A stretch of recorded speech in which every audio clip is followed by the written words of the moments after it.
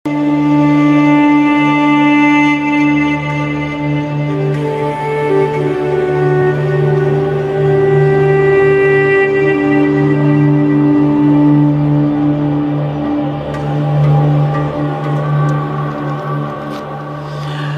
اللہ الرحمن الرحیم رب اشرح لی صدری ویسر لی امری واحلل عقدۃ من لسانی یفقہوا قولی۔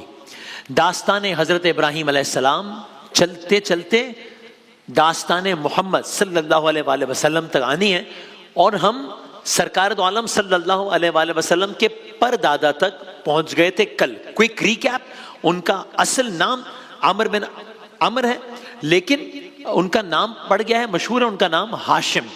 کیوں ان کا نام ہاشم پڑ گیا، اس کے پیچھے ہم نے پورا قصہ آپ کی خدمت میں کل عرض کیا تھا کہ ایک قحط کا عالم تھا، قحط کی صورتحال تھی، عرب میں بہت گرمی تھی، ایک شدید قحط آیا۔ اس دوران انہوں نے یہ فیصلہ کیا کہ وہ اپنے قبیلے کے لوگوں کے اس وقت جتنے بھی لوگ ہیں ان کی مدد کریں گے۔ انہوں نے ایک روایتی ایک عربی کھانا وہ تیار کروایا، بڑے پیمانے پر کھانا تیار کروایا، سب کو وہ شوربے میں روٹیاں بھگو کے اور روٹیاں توڑ توڑ کے کھلاتے تھے۔ اس ایونٹ سے ان کا نام ہاشم مشہور ہو گیا، ہاشم یعنی توڑنے والا، وہ ان کا نام مشہور ہو گیا اور یہ ہو گیا ہاشم۔ اب ہم آگے بڑھتے ہیں۔ اب اگر ایک نظر ہم کوئکلی اگر یہاں پر دیکھ لیں تو سرکار دو عالم صلی اللہ علیہ وآلہ وسلم کا شجرہ نسب آپ دیکھ رہے ہیں، یہاں پر نمبر 6 پر ہے جناب ہاشم، ہاشم بن عبد مناف، اور اب ان کے بعد ان کے بیٹے کون ہیں؟ جناب عبد المطلب بن ہاشم، جو کہ رسول اکرم صلی اللہ علیہ وآلہ وسلم کے دادا ہیں۔ ہم رفتہ رفتہ ابراہیم علیہ السلام سے شروع کیا، اسماعیل علیہ السلام پہ آئے، پھر آگے کے کچھ واقعات آئے، پھر کل پردادا پر آئے، آج ہم دادا پر آ گئے، حضرت عبد المطلب بن ہاشم، نبی اکرم صلی اللہ علیہ وآلہ وسلم کے دادا۔ یہاں سے داستان آگے بڑھاتے ہیں۔ عبد المطلب، جس طرح ہاشم کا بہت مشہور ہو گئے ہاشم کے نام سے، اور بنی ہاشم، سب آدمی بات کرتے ہیں بنی ہاشم، ان کی اولاد، لیکن ہم نے کل عرض کیا تھا کہ ان کا نام ہاشم نہیں ہے، ایک واقعہ ہوا اس لیے مشہور ہو گئے ہاشم کے نام سے، ہاشم کے لقب سے۔ کیا جناب عبد المطلب کا نام عبد المطلب ہے؟ جواب ہے جی نہیں، ان کا بھی نام عبد المطلب نہیں ہے یا نہیں تھا۔ تو نام کیا تھا اور پھر عبد المطلب کیوں مشہور ہو گئے، یہ ہم آپ کی خدمت میں عرض کرتے ہیں۔ اصل نام کیا تھا؟ شیبہ، جناب عبد المطلب کا اصل نام۔ یہ نام کیوں پڑا؟ جب جناب ہاشم کے ہاں یہ اولاد ہوئی تو پیدائشی طور پہ جب یہ اس دنیا میں تشریف لائے، شیبہ جب نام رکھا گیا تو پیدائشی ان کے سر کے کچھ بال سفید تھے۔ شیبہ عربی میں سفید بالوں والا، سفید، بزرگی سفید۔ تو اب جب یہ پیدا ہوئے تو ان کے والد جناب ہاشم کا انتقال ہو چکا تھا، ٹھیک، یعنی ان کی والدہ اس امید سے تھی، اور جب یہ ان کے والد کا انتقال ہوا، پیدائش ہوئی ان کی مدینے میں جناب شیبہ کی، جن کا نام عبد المطلب پڑ گیا، اور کیوں پڑا ہم عرض کر رہے ہیں۔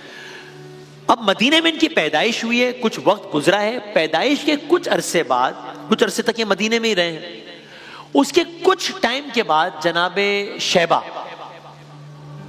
جن کا نام عبد المطلب پڑ گیا، ان کے چچا مکے سے آتے ہیں مدینے تاکہ اپنے بھتیجے کو یعنی کہ جناب شیبہ کو واپس مکے لا سکیں۔ اس وقت ایک مکالمہ بھی ہوتا ہے، کچھ لوگوں کی رضامندی ہے، کچھ کی نہیں ہے کہ مکہ جائیں مکہ نہ جائیں۔ قصہ مختصر یہ کہ ان کی والدہ نے بالآخر رضامندی ظاہر کر دی کہ ہاں ٹھیک ہے، میں اجازت دیتی ہوں کہ میرے بیٹے کو مکہ لے جایا جائے۔ ظاہر یہ آج کل کا کی بات تو نہیں ہو رہی نا، ایک شہر سے دوسرے شہر کا مطلب ہے یہ تو نہیں ہے کہ 4 گھنٹے کی مسافت پہ آپ مدینے سے مکہ پہنچ جائیں گے، 2 گھنٹے کی ٹرین پہ آپ مدینے سے مکہ پہنچ جائیں گے۔ اور ظاہر ہے ماں کا غم بھی تازہ تھا، اپنے شوہر کو کھویا تو انہوں نے، اب یہ بیٹا ہے، لیکن بالآخر ماں نے اجازت دی کہ ہاں یہ اپنے قبیلے کا سردار بنے گا، میں اجازت دیتی ہوں۔ یہ جو تھوڑا ساتھ اگر رہ سکیں، یہ جو چچا جو لینے آئے تھے جناب شیبہ کو، جو ان کے چچا لینے آئے تھے، ان چچا کا نام تھا مطلب۔ مطلب لینے آئے شیبہ کو، اور بالآخر بات طے ہو گئی ہے، اور اب یہ مدینے سے جا رہے ہیں مکہ۔ اب چچا بھتیجا ہے، اور چچا بھتیجے کا ایک سواری پر سفر ہے۔ عرب ہے، صحرا ہے، ریگستان ہے، گرمی ہے، اس زمانے کا جو بھی سفر کا جو بھی طریقہ کار ہے، جو بھی سواریاں ہیں، اس اعتبار سے ظاہر ہے اس زمانے میں اگین دشوار گزار سفر ہے. اب یہ چچا بھتیجا چل پڑے ہیں، مدینے سے منزل ہے مکہ.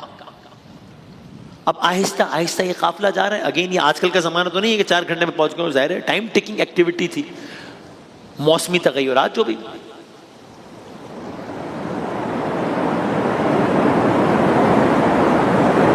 اب یہ سفر اس عالم میں ہو رہا ہے کہ شیبہ ایک سادہ لباس میں ہے اور مطلب کے پیچھے بیٹھے ہیں اور سفر جاری ہے. یہاں تک کہ چلتے چلتے چلتے اب مکہ آبادی کے آثار نظر آنا شروع ہوئے، یہاں تک کہ چچا بھتیجا سفر طے کرتے کرتے مکے میں داخل ہو گئے. اب جب مکے میں داخل ہوئے تو قریش کے لوگوں نے دیکھا ہے کہ وہ مطلب آ رہے ہیں، تو انہیں یہ لگا کہ مطلب اپنے ساتھ کسی غلام کو لے کر آ رہے ہیں. بھئی کون ہے مطلب کے ساتھ؟ یہ کون ہے؟ کوئی ایک کم عمر، ایک کم سے نوجوان ہے. بھئی کون ہے؟ کون لگ رہا ہے؟ یہ لگتا ہے مطلب کا غلام ہے. اچھا یہ شاید یہ عبد المطلب ہوگا، مطلب کا غلام عبد المطلب ہوں گے. یہ ظاہر ہے اس بات کی فوری طور پہ وضاحت ہو گئی کہ غلام نہیں ہے مگر بلکہ چچا بھتیجا ہیں. لیکن اس انسیڈنٹ پہ یہ نام اتنا مشہور ہو گیا کہ بعد میں بھی سب انہیں عبد المطلب کے نام سے جاننے لگے. یہ جو ہم عبد المطلب کہتے ہیں، سرکار دو عالم صلی اللہ علیہ وآلہ وسلم کے دادا، یہ اس واقعے کے بعد اس بنا پر ان کا نام عبد المطلب مشہور ہو گیا. اب داستان ہم اور آگے بڑھاتے ہیں. ابراہیم علیہ السلام سے چلتے چلتے چلتے چلتے جناب شیبہ یعنی کہ جناب عبد المطلب تب آ گئے ہیں. اب ہم جب داستان میں آگے بڑھیں گے تو پھر ہم بھی جناب عبد المطلب کہہ کر ہی پکاریں گے، کیونکہ ظاہر مشہور و معروف نام یہی ہے. ہم نے واقعہ آپ کی خدمت میں عرض کر دیا، اگلے واقعے کی جانب بڑھتے ہیں. ایک واقعہ سنا اپنے نام کے حوالے سے، اب ایک اور واقعہ. یہ واقعہ کیا ہے؟ یہ واقعہ ہے زمزم کے حوالے سے. کیا مطلب زمزم کے حوالے سے؟ زمزم کا واقعہ تو ہو چکا نا، اسماعیل علیہ السلام کے ایڑیاں رگڑنے سے چشمہ جاری ہوا تھا، وہ واقعہ تو ہو چکا نہیں. جب ہم آپ کو اسماعیل علیہ السلام کی قربانی کا واقعہ سنا رہے تھے تو ہم نے عرض کیا تھا کہ آگے جا کر معلوم ہوگا کہ اس واقعے کا رسول اللہ سے بھی تعلق ہے. کیا ہے وہ آگے عرض کریں گے. اسی طرح جب ہم آپ کی خدمت میں داستان زمزم عرض کر رہے تھے تب بھی ہمارے ذہن میں تھا کہ آگے جا کر زمزم کا ایک اور واقعہ آئے گا. زمزم کا ایک اور واقعہ کون سا ہے؟ زمزم کا تو ایک ہی واقعہ مشہور ہے کہ وہ ایڑیاں رگڑنے سے چشمہ جاری ہوا تھا. نہیں، اور وہ جو ایک اور واقعہ ہے زمزم کا، اس کا جناب عبد المطلب سے کیا تعلق ہے عرض کرتے ہیں. تو معاملہ یہ ہے کہ مکہ ہے، مکے میں مختلف قبائل ہیں. ایک قبیلہ ہے، اس کا نام ہے بنو جرہم. اب اس قبیلے کی شناخت یہ ہے کہ نیک متقی پرہیزگار ہیں، لیکن آہستہ آہستہ جو وقت گزرتا گیا ہے اس قبیلے کا مزاج، طور، اطوار، عادات بھی بدلتے گئے. مطلب اس قبیلے میں سوچ آنے لگی ہے کہ ہم مکے جیسی جگہ کی حکمرانی کرتے ہیں، ہمیں کوئی کیا کر سکتا ہے. قبیلے کی سوچ تبدیل ہو رہی ہے. اور جب یہ سوچ آئی ہے تو اس سوچ نے ان کے ایکشنز میں بھی ریفلیکٹ کیا ہے، ان کی حرکات کو متاثر کیا ہے. اور اب یہ قبیلہ وہ قبیلہ نہیں رہا، اب یہ قبیلہ کچھ غلط کاموں میں مبتلا ہو گیا ہے. اور سب کو یہ تبدیلی نظر آ رہی ہے کہ یہ قبیلہ ایسا تو نہیں تھا، اس قبیلے کے اکثر لوگ ایسا تو نہیں تھے، اب اس قبیلے کے اکثر لوگ ایسے ہو گئے. سب دیکھ رہے ہیں اس تبدیلی کو. انہی دیکھنے والوں میں ایک شخص ہے جو کہ اس جرہم قبیلے کے سرداروں میں سے ایک سردار ہے. اس کی سوچ الگ ہے، اس کی سوچ مثبت ہے. عمر بن حارث جرہمی اس کا نام ہے. اب یہ دیکھ رہا ہے، اب جب اس نے دیکھا کہ قبیلے کی، قوم کی نافرمانیاں تو بڑھتی چلے جا رہی ہیں، بڑھتی چلے جا رہی ہیں، تو اب اسے لگا کہ اب یہ معاملہ کوئی خطرناک رخ اختیار کرتا جا رہا ہے. یعنی اب یہ بات کہیں اور ہی نہ چلی جائے، اب یہ بات کسی اور ایکسٹریم پہ نہ چلی جائے، اب یہ بات کسی اور نہج پہ نہ چلی جائے. تو اس نے ایک کام کیا، ایک عجب کام کیا. کیا کام کیا عرض کرتے ہیں. اس نے اپنے طور پر یہ سوچا کہ یہ جو اللہ تعالیٰ کی عظیم ترین نشانیوں میں سے ایک نشانی زمزم موجود ہے، یہ نہ ہو کہ قبیلے والوں کے گناہوں یا قبیلے والوں کی حرکات کے سبب اس عظیم مقام کو کوئی نقصان پہنچے. تو اس سوچ کی بنیاد پر اس نے ایک کام کیا. کیا کام کیا؟ اس نے اس خیال سے کہ اس زمزم کو کوئی نقصان نہ پہنچ جائے کسی بھی طریقے سے، اس خیال کے سبب اس نے اس مقام کو یعنی چاہے زمزم کو بند کر کے کا ارادہ کیا، اس کو بند کر دیتا ہوں میں فی الحال، یہاں تک کہ اس نے اس پلان کو عملی جامہ پہنانا شروع کیا، اس انداز سے عمل کرنا شروع کیا کہ ایک روز چاہے زمزم پر پہنچ گیا اور اس نے اس مقام پر مٹی ڈالنا شروع کر دی، اس خیال اور اس ارادے سے کہ اس کو بند کر دوں میں۔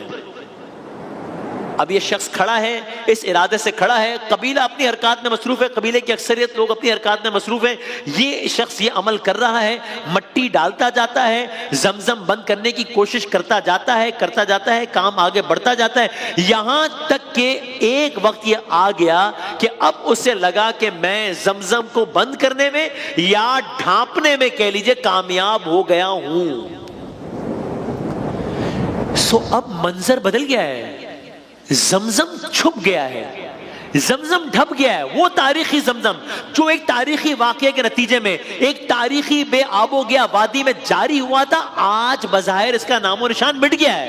وہ زمزم جس کی وجہ سے ایک ماں کو اپنی اولاد کی زندگی کا آسرا ہو گیا تھا، وہ زمزم آج مخفی ہو گیا ہے۔ وہ زمزم جس کے سبب مکے کے باعث گویا ایک جہان مکے کے اطراف میں آباد ہو گیا تھا، جس کی وجہ سے آج وہ زمزم مٹ گیا ہے۔ زمزم کا وجود بظاہر ختم ہو گیا ہے، نظر نہیں آ رہا، پیرنٹ نہیں ہے۔